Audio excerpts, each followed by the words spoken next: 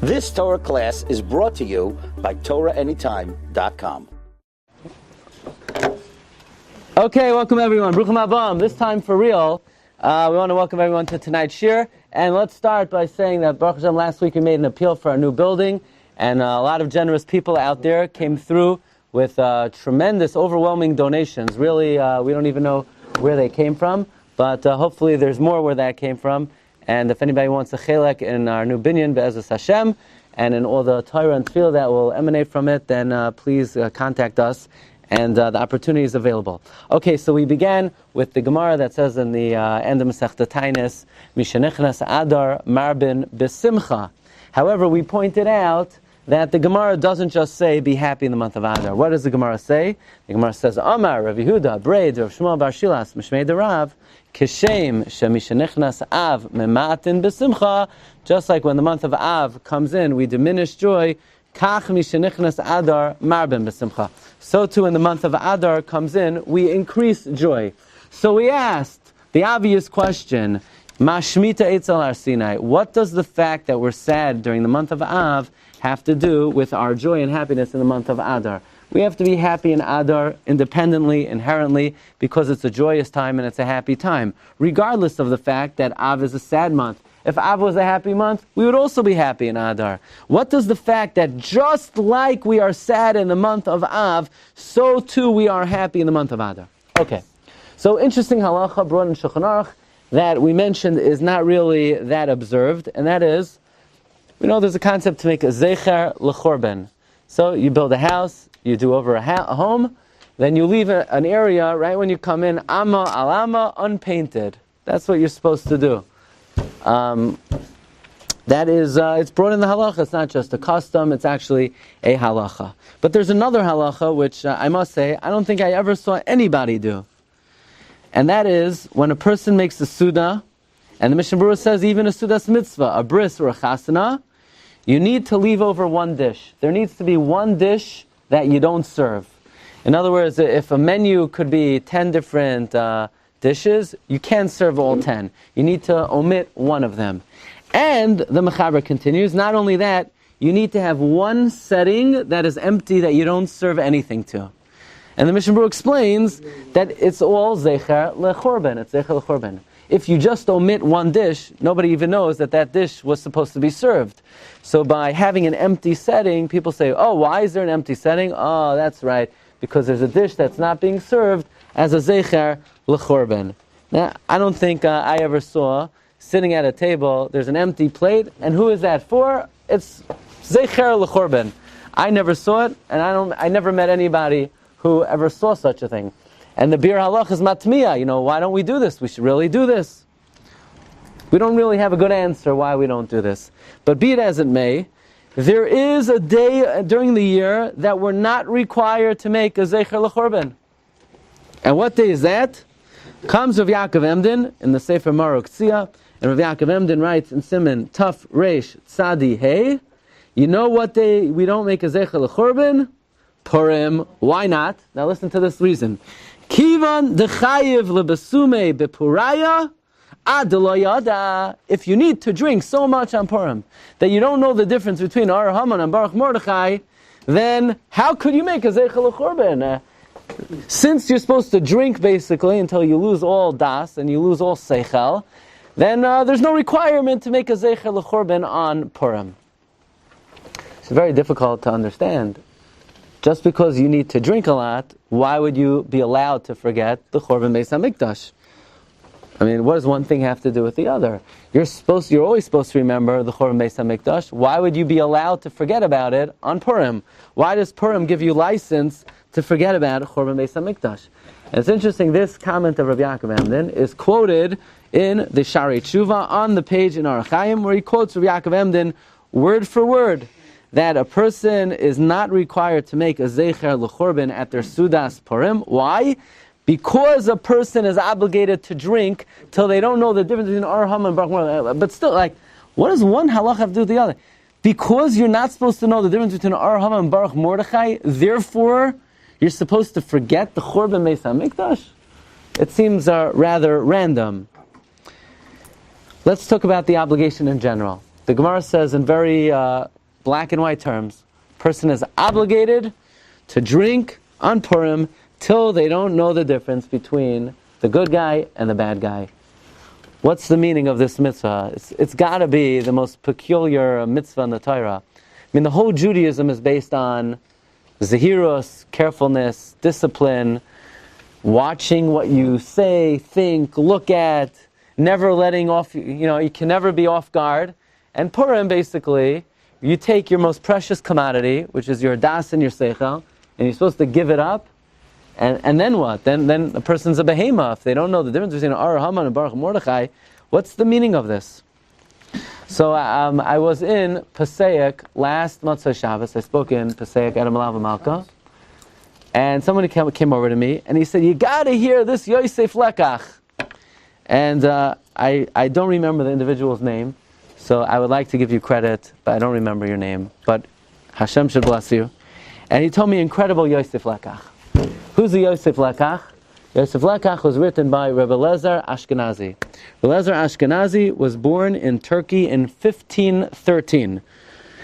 And interesting, he was a Rav in Egypt from 1538 to 1561, which is an interesting place to get a job in the Rabbanus in the 16th century, to be a rabbi in Mitzrayim. He knew 12 languages, and based on certain accounts that people write about him, people write that they never met such a intelligent person in their life. From Egypt, he went to Cyprus. From Cyprus, he went to Italy. In Italy, he met Shik. Shik is Reb Shmuel Yehuda Katzenellenbogen. And he got into some type of disagreement with Reb Shmuel Yehuda Katzenellenbogen. He then went to Prague. He went back to Italy. In 1578, he went to Poland. He became the Rav in Pozna. So this Rav, he's rabbi in Egypt, in Italy, in Prague, and in Pozna. Usually a Rav in Poland is not a Rav in Italy. It's a different art. It's a completely different game to be a rabbi in Poland and Italy. That's like saying a rabbi in the 5 towns and in Manra. You find me the guy who was able to do both of those. But and finally, 1584, he retires. He goes to Krakow as a private citizen, and he's nifter in Krakow in 1585, and that's where he's buried. His most important commentary that he wrote is a sefer on Chumash called Maseh Hashem. And in the Maseh Hashem is his Haggadah. Probably his most famous work is the Haggadah that he wrote on Pesach, which is called Haggadah Maseh Hashem. So he says an incredible thing. He says, let's go back in time. Let's go back in the immediate aftermath of the Purim story. You have to understand, the Jewish people were reeling, right? They were 70 years from Galus Yerushalayim, 70 years from Churban Beis Hamikdash. These are people who saw the Beis Hamikdash burn down. They were at Achashverosh's Suda. Achashverosh was celebrating the fact that the Beis Hamikdash will never be rebuilt. These are people who saw Levium bite off their thumbs when they were given the option to sing for Nebuchadnezzar. These are people who lived with Churban, who were traumatized, who were demoralized at the Churban Beis Hamikdash. And now Mordechai comes along and says, you know what? Let's be happy. Haman didn't wipe us out. Be happy? Haman didn't wipe us out. The Beis Chayenu, the Beis Hamikdash is destroyed. You can't be. There's nothing to be happy about. How could you rejoice? They were not able to celebrate Purim until Chazal made a takana that basically for that day they need to do the following: completely forget the Churban Beis Hamikdash. So how is such a thing possible? Imagine you tell a person, "Oh, you have to be happy today, so forget your father, forget your mother." How could you forget such a thing? So therefore Chazal instituted, in order for them to enjoy the miracle and the Yeshua of Hashem, to drink so much, and the mitzvah was, drink ad delo yada churban beis hamikdash. So why don't Chazal say, chayav adam l'sumei ad deshachach churban beis hamikdash? It's not nice to say it like that. What are you going to say? Drink so much until you forget the beis hamikdash? You can't write those words. So they wrote it in a more sanitized way. They wrote it, drink so much, and if you don't know Beinar Haman Baruch Mordechai, you for sure will forget the Beis Hamikdash. And that was the kavan of Chazal. And therefore, even today, when we don't think about the Beis Hamikdash with the yayin or without the yayin, the original takana is, in effect, that we drink so much until we sort of lose our memory, and we also forget about the Beis Hamikdash. So perhaps, based on this Yosef Lekach, where he's telling us that on Purim, in order to appreciate the salvation, we need to drink so much. Primarily, it's not to forget Mordechai and Haman, it's to forget the Beis Hamikdash. Maybe now we have a very beautiful reading of the Gemara. Just like in the month of Av, we need to be sad. Why? Because of Churban Beis Hamikdash. In the month of Adar, we need to rejoice. Why? Because we forget about the Churban Beis Hamikdash. Meaning it's like an exact opposite. It's a kashem. Just like in the month of Av, we're saddened, we're depressed, we're demoralized because of the destruction of the Beis Hamikdash. The month of Adar, we are besimcha because it's the one month a year that we're allowed to, for a second, focus on the salvation of Hashem and forget about the sorrow of the Churban Beis Hamikdash. Maybe that is the meaning of kashem shemishenichnas Av mematin besimcha kach mishenichnas Adar marbin besimcha. That's level 1. Level 2, we're going to have 3 levels tonight. Level 2 is even more, is simpler. What happened in the aftermath of Purim? It's interesting. Chazal say that Mordechai got up one day and Mordechai said, that's it, I'm going to mint coins. And he minted a coin with his picture on it and Esther's picture on it. What's the guy minting coins for? What does he need a coin? Imagine when Mashiach comes, Rav Chaim Kanievsky will say, by the way, I've been waiting for Chaim's going to mint coins with his picture on it. He ain't doing that, I guarantee you. Mashiach comes, he'll publish some more svarim. Whoa, minting coins. What's Mordechai minting coins? So it's a very interesting halacha. The Rambam says that 3 mitzvahs were netztave when we enter Eretz Yisrael: to make a melech, to destroy Amalek, and to rebuild the Beis Hamikdash. Which means that the mitzvah of destroying Amalek was only given to a king, and the mitzvah of building the Beis Hamikdash is only given to a melech. Mordechai wanted to mint coins to sort of procure and to establish himself as a melech, to be entitled to wipe out Amalek and to ultimately rebuild the second Beis Hamikdash, which they did. They then went up to Yerushalayim and they rebuilt the second Beis Hamikdash. Basically, the aftermath of the Purim story was the rebuilding of the second Beis Hamikdash. After Achashverosh, Daryavesh funded, the son of Esther and Achashverosh, funded the construction of the second Beis Hamikdash. So the salvation from Haman, we know, the beginning of the Megillah, the first Rashi in the Megillah says, Vayihi b'mei Achashverosh. Rashi gives us the backdrop. Rashi says, previously, Koresh had given permission for the Jews to start constructing the second Beis Hamikdash, and the sons of Haman slandered it and put a halt to it. So now that Haman is dead and the sons are dead, they could rebuild the second Beis Hamikdash. So really, Rabbi say, which month of the year is designated to start embarking upon rebuilding the Beis Hamikdash? The month of Adar. So he said, what are you talking about? That's the second Beis Hamikdash. Right now, what do we care about the second Beis Hamikdash? Second Beis Hamikdash is long gone. All we care about is the third Beis Hamikdash. So I'm going to tell you an interesting thing. Look in the Navi Yecheskel.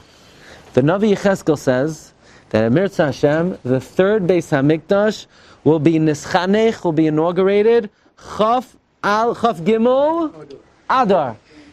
In fact, the Malbim says in Sefer Ezra, take a look at number 8, that during the times of the Bayis Sheni, they completed the second Beis Hamikdash on the 3rd day of the month of Adar, V'sheitzi Baisa Dina Ad Yom Tzlasa Yerach Adar, Dihi Shnas Sheis Lamalchus Daryavesh Malka, that they completed on the 3rd day of Adar, and the pasuk is they rejoiced in the Chanukah of the second Beis Hamikdash. Says the Malbim. How long did the inauguration last? We need to know, because when the building goes up, right after the summer, when more donations come in, then how long are we going to make a Chanukah Sabayis? I don't know yet. But they made it for 21 days. They made it for 21 days. Some people said we had so many speeches the last time we made an event, it seemed like 21 days. Don't worry, just send in donations and if you need it to be short, we'll make it shorter this time. Whatever you want. Okay? They made it 21 days. Why 21 days? From the third day of Adar, and they knew from the Navi Yecheskel that the third Beis Hamikdash is going to be inaugurated on the 23rd. So they figured if we inaugurate now the second Beis Hamikdash, the third, the fourth, the fifth, the sixth, seventh, and we take it till day 23, maybe Hashem will say, all right, I'll give you the third Beis Hamikdash already. So what we see from here is they were hoping during that month of Adar, when they inaugurated the second Beis Hamikdash, they were hoping for the third Beis Hamikdash to come immediately. They were not Zoicha. But we still have a tradition. The third Beis Hamikdash will be inaugurated on the 23rd day of Adar. So Rabbi say, what month of the year is designated for the rebuilding? Saya of the second Beis Hamikdash. Saya of the third Beis Hamikdash. The month of Adar. So maybe we could say another pshat in the Gemara. Amar Rav Yehuda, Braid, Rav Shmuel, Bar Shilas, Mishmei Darav. Just like in the month of Av, we're Mamayid and Simcha, because that's the month of the destruction of the first and the second Beis Hamikdash. So too the month of Adar. We're Marbeh b'Simcha, Kishem. Why? Because this is the month of the rebuilding of the second Beis Hamikdash. It's the rebuilding of Mirz Hashem, the third Beis Hamikdash. So Adar is the exact parallel to the month of Av. Av and Adar are polar opposites. Whatever we're sad about in Av, we're happy about in the month of Adar. Rabbi says, so that's the second pshat in this Gemara. Pshat number one is just like we're sad in the month of Av over the Churban, in the month of Adar, we're happy because we forget about the Churban. We could put it out of our minds. And then we said another pshat, the month of Adar, we're happy because it's the month dedicated to rebuilding the second Beis Hamikdash. And now we're going to climb the heavens. You ready? And we're going to say an incredible pshat, why the month of Adar's happiness is an exact opposite of the sadness of the month of Av. Okay? Rabbi, so here we go. Why did we have to rebuild the second? Why will we have to rebuild the second? No, we did already, but unfortunately it was destroyed. Right. So we won't have to rebuild. No, we won't have to rebuild the second. Just the third. Correct, yeah. Okay, so the Medrash says, it's a Medrash Shachar Tov, that in the future all the Yamim Tovim will be batal, except for Purim. Okay, there are many meanings of that. It doesn't really mean that we're not going to celebrate the Yamim Tovim Lasalavai. It may mean the significance of the other Yamim Tovim will be diminished, except for Purim. All the Yamim Tovim will be batal, but Purim will never be batal. Shenemar, V'mei Purim ha'ela la yavru mitoich haYehudim v'zichram la yasaf mizaram. Why? What's so special about Purim that it will last until the end of time? Why will Purim be the only Yom Tif that will not be batal?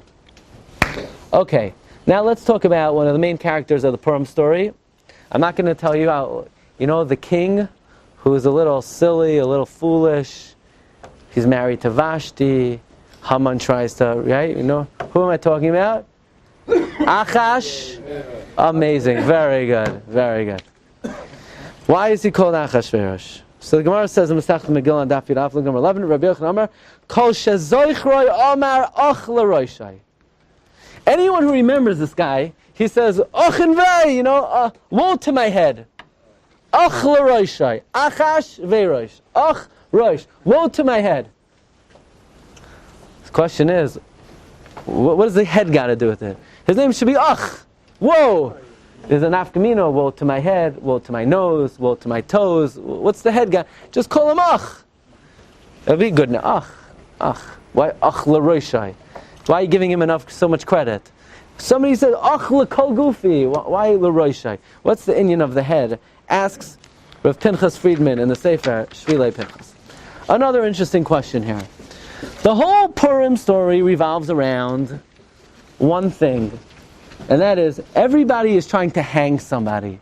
Like the whole story is about hanging people. So Haman doesn't know what to do with Mordechai. So Zeresh says, listen up, husband, listen up. I have such a great idea. You're going to make a gallows 100 feet tall, according to Chazon Ish, and you're going to hang him on the gallows. Haman says, that's an amazing idea. I knew you. It's a good thing I married you. Who could have thought of such an incredible idea? Why do they need to hang Mordechai? Why doesn't she just say, take your sword and kill him?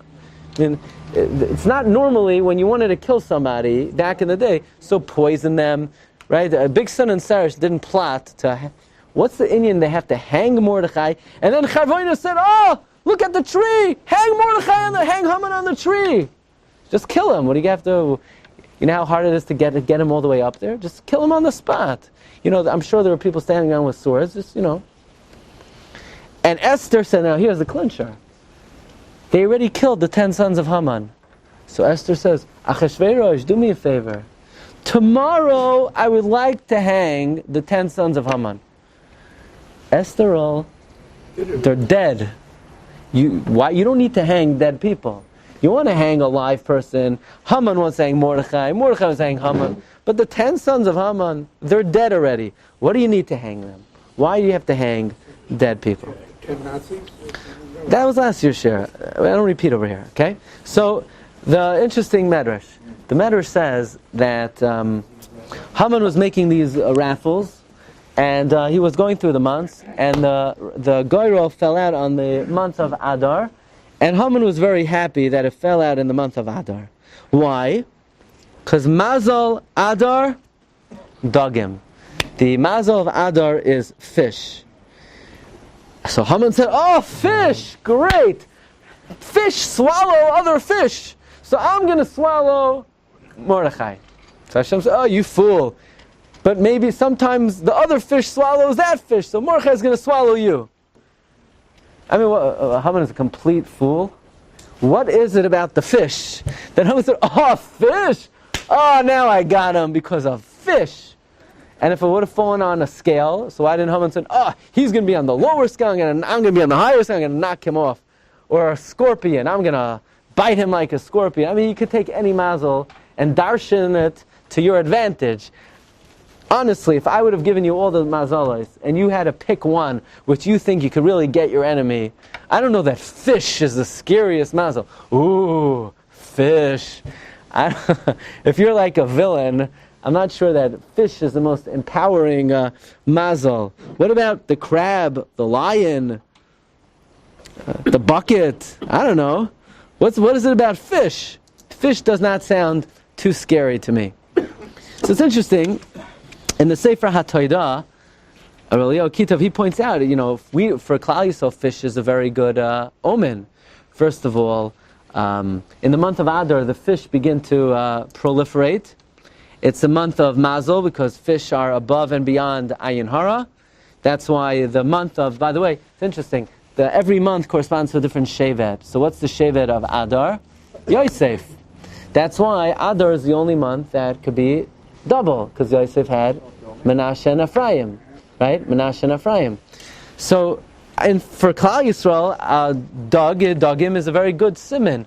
What Nakuda did Haman see in the fish that he felt, now I'm empowered to completely destroy Klal Yisrael? Okay, Marv Rabbi Isai, here we go.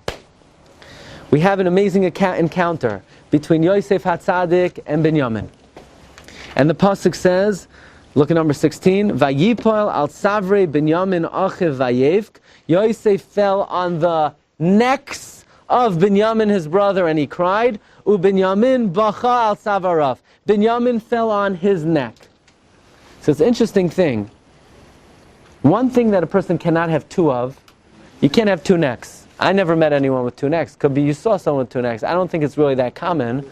I did read in the news that that they found in Eretz Yisrael a chicken with 3 legs yesterday, and the Eidah Chareidis, they took it off the conveyor belt. They did not allow it to go through. Okay, but they didn't say they found the chicken with 2 necks. What's the pshat? All of a sudden, Binyamin has 2 necks. What in the world does that mean? He fell on the necks of Binyamin, and Binyamin fell on his neck. Zokt Rashi, you know what it means? Yosef fell on his necks and cried. What's he crying over? The 2 Batei Mikdashim which were in the Chelek of Binyamin. Binyamin is the Yedid Hashem. 2 Batei Mikdashim that were destroyed. Yosef sees Binyamin and he cries over 2 Batei Mikdashim. Binyamin sees Yosef. He cries over Mishkan Shilai, which was in the Chelek of Yosef. Marv Rabbi say. So let's get something straight. Which word in this pasuk refers to the Beis Hamikdash? Right? Chazal are saying Yosef fell on his necks and he cried. What did he cry over? The Beis Hamikdash. Which word in this pasuk means Beis Hamikdash? Necks. And when Binyamin cried over Mishkan Shiloi, where is Mishkan Shiloi alluded to? The word neck. Neck is being used as a description for Beis Hamikdash. Marv Rabbi say everywhere in Tanakh when the word neck is used, it refers to the Beis Hamikdash. Look in Shiurim, look at number 18. Kimigdal David Tzavarech. Like the Tower of David is your neck. That's a reference to the Beis HaMikdash. The Mikdash is like the Tower of David. What is Beis HaMikdash being referred to as? The neck. Tzavarech Migdal Hashein, your neck. The Beis HaMikdash is like an ivory tower. What part of the body is the Torah using to refer to the Beis HaMikdash? The neck. Why? Why of all the parts of the body is the neck used to describe the Beis HaMikdash? Comes the Chasam Sofer, and this is a major theme in the writings of the Chasam Sofer, and this is also an idea that the Shemi Shmuel in Parshas Vayigash brings in two places in the name of his father, the Avnei Nezer, the Sachat Shavar. And he says, what is the function of a neck? What does a neck do? What do you need a neck for? What a neck is merely a connector, a conduit. What does the neck connect? The roish to the guf. The roish to the guf. The neck doesn't have any inherent ability. There are no organs in the neck. The neck just has the veins and the aorta, and it connects the head through the main blood vessels of the body, the head to the lave, the head to the body. Meaning, all the messages that the head, whatever the head thinks, whatever the head would like the body to do, is sent through the nervous system of the head to the body, and the vitality of the heart goes up to the brain through the neck. The neck is what is called the conduit, the shevil, the pathway, the byway from the head to the guf. It connects the roish to the guf. Meir Rabbi say, who is our roish? HaKadosh Baruch Hu. Like the pasuk says, Vayavar Malkam Lefneim Vashem Beroisham. God is the roish. And who's the guf? Knesset Yisrael. And what is the tzavar? What connects the head to the body? The Beis HaMikdash. The Beis HaMikdash is therefore the conduit where all tefillah goes up to HaKadosh Baruch Hu, the Rosh, through the Beis HaMikdash. All karbanos are sent through via the Beis HaMikdash. All kayach that we infuse Hashem with, Tenu Oizei Lakim, goes up through the conduit of the Beis HaMikdash, and all tefillos are oileth through the Shara Shamayim of the Beis HaMikdash, and all shefa comes down from Shamayim through the conduit of the Beis HaMikdash. Chazal say that if the Goyim knew and appreciated how important the Beis HaMikdash was to the world, they never would have destroyed it. So what then is the Beis HaMikdash of the world? The Beis HaMikdash is the neck of the world. Therefore, if it says that Yosef cried over the necks of Binyamin, he must have been crying over the Batei Mikdashim of Binyamin. And if Binyamin cried on Yosef's neck, he must be crying over the Mishkan of Yosef. And just like, now here's the point. Just like we are connected to God through a medium, through a conduit, namely the Beis HaMikdash. By the way, maybe next year we'll explain, well, a neck has two connections, the windpipe and the food pipe. So to the Beis HaMikdash has a shulchan and a menorah. That's the deeper level. We're not doing that this year. But the Beis HaMikdash in general is the neck of the world. So too the nations of the world also need a neck. What do they need a neck for? They also have a rosh. Persia has its ministering angel. Greece has its ministering angel. Babylon has its ministering angel. The nation is connected to its ministering angel via some type of conduit. So for example, in Daniel's vision, when he envisioned the Babylonian Empire, what animal did he see as symbolic of the Babylonian Empire? The lion. The lion. The lion is Bavel. And when they saw the Persian Empire, what animal represented the Persian Empire? The bear. And when they saw the Greek Empire, the leopard. But the fourth and final empire, the Malchus Harasha, the endless Golos, which is Rome, which is Italy, which is Esav, is compared to what animal? the pig. Like the pasuk says, Yichar semena chazir miyar. It says in Tehillim. It's on your sheet somewhere. Esav is like a pig. Number 25. You know what's unique about a pig? It's the only animal that has no neck, where the head and the body are just attached one to the other. You know why that is? Because Esav is not a separate entity from the angel of death, from the Samach Mem. Esav and the Samach Mem are hook, line, and sinker. They're just fused together with no neck. Esav is on a higher madrega of Tumah than we are of Kedusha. We need to come onto a Beis Hamikdash to connect us to God. Esav does not need a go-between. He does not need a tzavar to connect him to the Samach Mem. However, when the Jewish people are really strong, we're able to put shackles between the Samach Mem and Esav and separate between the Samach Mem and Esav. And it's almost as if, the Chasam Sofer writes in Parshas Toldos, the pig grows a neck. And then we could keep it at bay. I thought perhaps to say, there's a very interesting Or Chaim HaKadosh, who says that La'asad Lavai, the pig will return and become kosher. And many ask, what do you mean it doesn't chew its cud? Maybe the pshat is, of course it doesn't chew its cud, because it doesn't have a neck.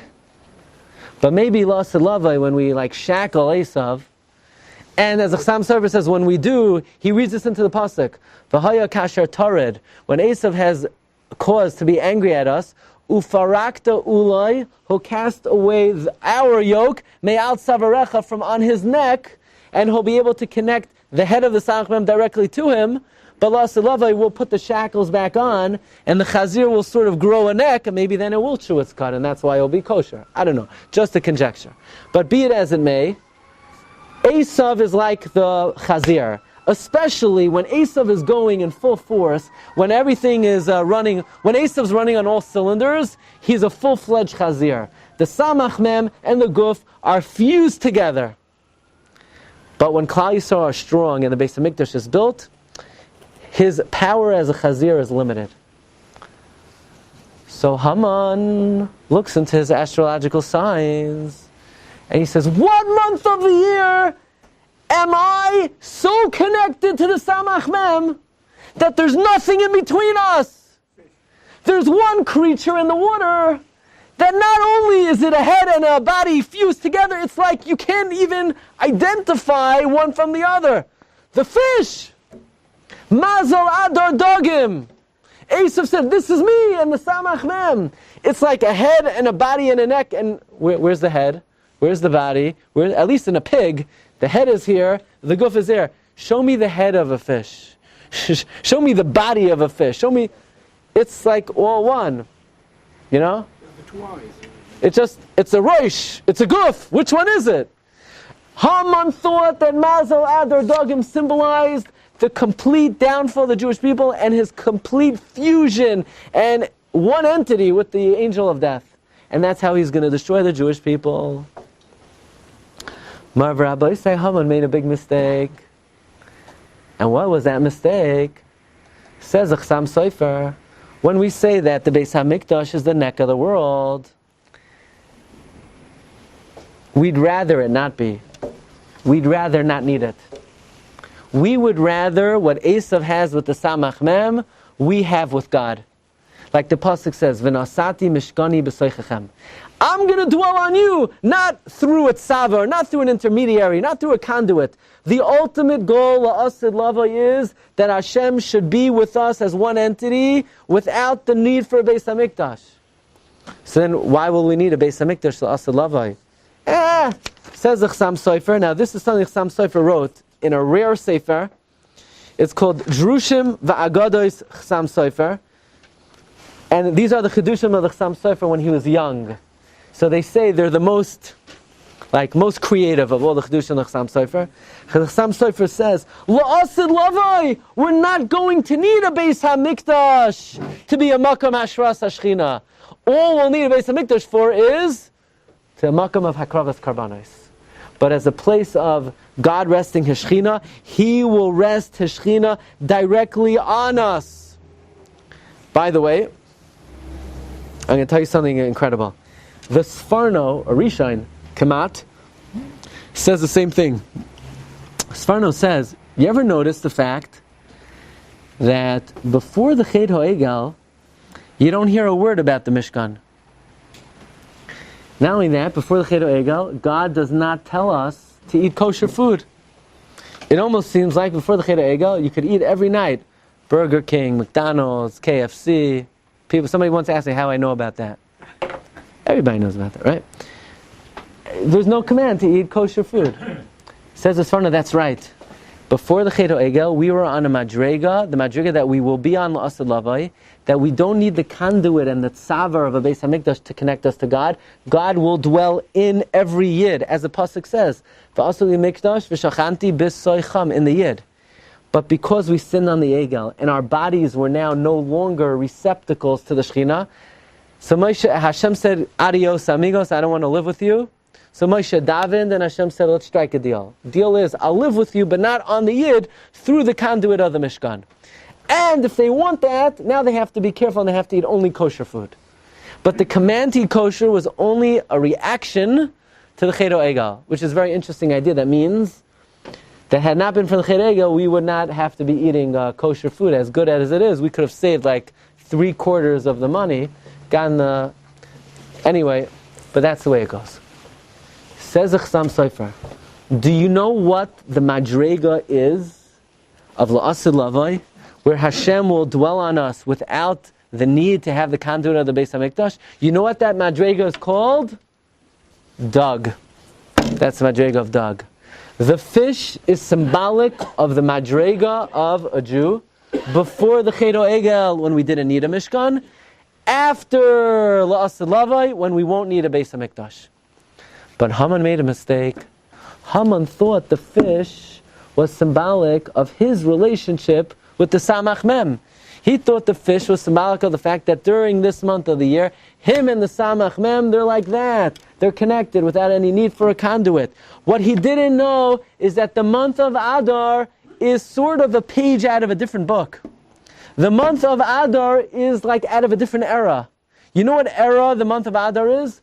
The month of Adar is like a month out of la'asad lavai, when we correct all of the avonos, and Mashiach comes, and we're on the ultimate madrega where we don't need a Beis Hamikdash. The reason why Mazal Adar Dagim is because in the month of Adar there is a semblance of a madrega of we don't need a Beis Hamikdash. We're able to be receptacle to the Shekhinah without the tzavar, without the conduit of the Beis Hamikdash. Haman thought Dug represented his relationship with the Samach Mem. No, it represents our relationship with HaKadosh Baruch Hu. Maybe. That's one of the reasons why it's written in all the Sfarim, and even the Mishnah Berurah brings down, that one should try to eat Dagim all 3 Sudos of Shabbos. You should try to have Dagim, right? It's tzaddikim are makbid to have Dagim by all 3 Sudos. What's the tam? There are many, many reasons. Maybe this is one of them. The Dag is symbolic of the relationship we have with HaKadosh Baruch Hu when? The Yom Shekulei Shabbos, that we don't need a Mishkan, we don't need a Beis HaMikdash. The Mishkan, the Beis HaMikdash is a tzavar. We will be mechuber to HaKadosh Baruch Hu without the need for a tzavar. Interesting. It says, just as an aside, a little Rabbi Yitzchak Bar Ditchav. So it says that after the Suda, that Esther made a Suda for Haman. So it says Haman left the Suda sameach b'tov lev, happy and good-hearted. Where else do we have this expression? Vayitav libay. It says by Boaz, Vayitav libay, Vayesht Vayitav libay. And the Gemara says, what does it mean his heart was good? Ein tov ela Torah. Like Vayitav libay is a very, very high madrega. How could it say, asked Rabbi Yitzchak of Barditchev, that Haman was Vayitav libay? Like, what did he eat already? Vayitav libay is like madrega of tzaddikim. How did Haman reach this madrega Vayitav libay?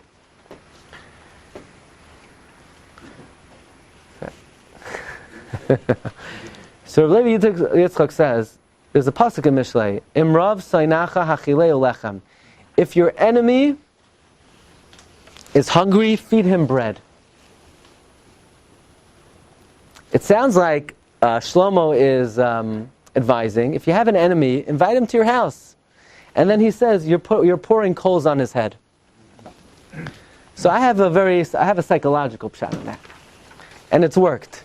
If a guy's your enemy, right, and he's bothering you, he's fueled by the fact that he's getting on your nerves. He enjoys the fact that you know that he doesn't like you. So what do? If you invite him to your house, you're destroying him. It's almost like you're not going. What, really? You don't like me? I didn't know that. Come over to my house. Let's have a nice meal together. You completely destroy the guy. I could tell you stories. If you ever have a trouble with somebody, invite them to your house. Either they'll be your best friend, or you'll never see them again. Or they won't come and you'll never see them again. If you ever have problems with them, just invite them over, and you're promising. Anyway, but that's the psychological pshat. What's the Kabbalistic pshat? Kabbalistic pshat is like this. Esav is connected to who? What's Esav's source of power? Samach Mem, right? He's almost one with the Samach Mem. How are we going to kill Haman? We got to pull him away from the Samach Mem. Tzaddikim know how. What they're going to do is they're going to make a sudas of Kedusha. By making a sudas of Kedusha, they're going to start drawing them away from their Tumah, but not enough until they're mechuber to their Kedusha. And by doing so, it sort of weakens the Samach Mem's grip on Haman, but not enough to bring Haman over to the Tzad HaKedusha, and that's ultimately what brought about Haman's downfall. You got it, David, right? Good? Fine. Let's close it up. Let's wrap it up. Oh, we're about to get there. Good. The hanging, Achla Roisha, it's like this. So what we're saying is, the month of Adar is sort of a page out of a different era. It's a page out of L'Asad Lavai. It's a page out of the time that we won't even need a Beis Hamikdash. We won't need the tzavar. We won't need the conduit. In fact, there's an incredible Bnei Yisrael, we'll say it very quickly. The Arizal writes that every single month of the year corresponds to a different part of the body. What does the month of Adar correspond to? The nose. Why the nose? Interesting. Both the heroes of Purim are connected to the scent of smell. Mordechai, Mardurar, Ketairas. Esther, Hadassim. Right? What do you do with Hadassim, Rabbi Yisai? What do you do with Hadassim? Put them in your besamim, of course. You put them in smell. In fact, it says that Vayitzaku, Mordechai cried out. What do you say? It says Meir, he just made a lot of noise. You know why? Because what do we say? Hakoil Yafeh Lebesamim. Noise is good for Besamim. He's the essence of Besamim. Therefore, Vayitzaku, if you make noise, it's good for Besamim. It's very interesting. Look at the Cheder of the Yetz Hadas. Every single scent, every single faculty and sense is used. She saw the fruit was good. She tasted the fruit. Yeah? She touched the fruit. They heard. No smell. You know what? You know why? The sense of smell was not used in the Yetz Hadas. Which means the sense of smell retains its pre-sin madrega. The sense of smell always is on the madrega of la'asad lavai and kaidem achet. It was never impugned through the Yetz Hadas. Says Bnei Yissaschar, that's why. The Gemara asks, how do you know you make a bracha on besamim? So Bnei Yissaschar says, what do you mean, how do you know? The same way you make a bracha on everything else. The Gemara says you're not allowed to get hana from anything in this world without a bracha. If you can't eat without a bracha, why do we need a source that you need a bracha to smell? Says Bnei Yissaschar, of course it's strange that you need a bracha on smell. Because the reason you make a bracha, why do you make a bracha on food?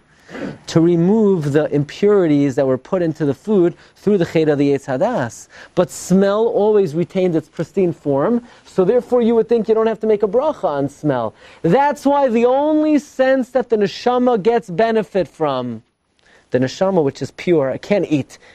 Food has some type of impurities in it. The only hana that the neshama gets is besamim, because smell retains its pristine form. That's why, says the Gemara in Sanhedrin, how do you know if someone's Mashiach? Says the Gemara, if he could smell out a court case. He said, how do you know that, Mashiach? What's the raya? I could just smell it. If somebody who could smell it out, he's Mashiach. That means he has the pristine sense that was never impugned through the cheder of the Yetz Hadas. Be it as it may, let's think for a moment, that means the month of Adar is a month that Mazal Adar Dagim. It's a month where we could reach a madrega of the level will be on la'asid lavai. You know why all the Yomim Tovim will become batal and the Purim won't? Of course Purim won't become batal la'asid lavai. Purim is a day of the la'asid lavai brought into our calendar. If you want to know what Purim is God went into the future, took out a day of the la'asid lavai and put it into our calendar today. That's why the only day that will not become batal la'asid lavai is Purim. The battle between Mordechai and Haman is Haman says to Mordechai, remember that temple? What's your temple? Your temple is your tzavar, is your neck, is your connection between the rosh and the guf. Haman says, Mordechai, I'm going to hang you.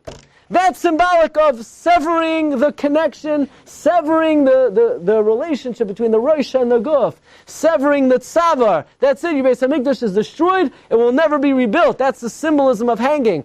And Mordechai says to Haman, nice try, man. You are permanently being severed from the Samach Mem. Not only you as a pig are growing a neck, but you're going to be broken off a little bit. We're going to destroy Amalek as much as humanly possible until the Yemais HaMashiach. That's the battle between Haman and Mordechai. But every time we think of that Achashverosh guy, what do we say? Ach l'roshai, oy, vai to my head. What does that mean? We're worried about what's going to be our connection to the Rosh, and namely, that is HaKadosh Baruch Hu. Marv Rabbi, maybe now we could say an incredible pshat in the Gemara in Tainis Daf Chav Tesamanal. Amar Rabbi Yehuda, Braid Rav Shmuel Bar Shilas Mishmei Derav. Kishem, like in the month of Av, we mourn and we're saddened by the destruction of Beis Hamikdash. So too in the month of Adar we're happy because the month of Adar we say we don't need the Beis Hamikdash. This is Mazal Adar Dagim. We could connect to HaKadosh Baruch Hu without the agent, but we don't have a Beis Hamikdash. No, the one month of the year that it doesn't sadden us that we don't have a Beis Hamikdash is the month of Adar. Adar is the month on the madrega of the nose. The nose is the madrega of Koydem Achet, the madrega of La'asid Lavai. And the madrega of La'asid Lavai is we don't need a tzavar. We don't need a mikdash to connect to HaKadosh Baruch Hu. Mazal Adar Dagim, we're mechuber to Avinu Shebashamayim without the Beis Hamikdash. May we be zoicha that through the simcha of the month of Adar, we should be zoicha to the achros hayomim, v'yas God tzedek meher v'yameinu. Amen. You've just experienced another Torah class brought to you by TorahAnytime.com.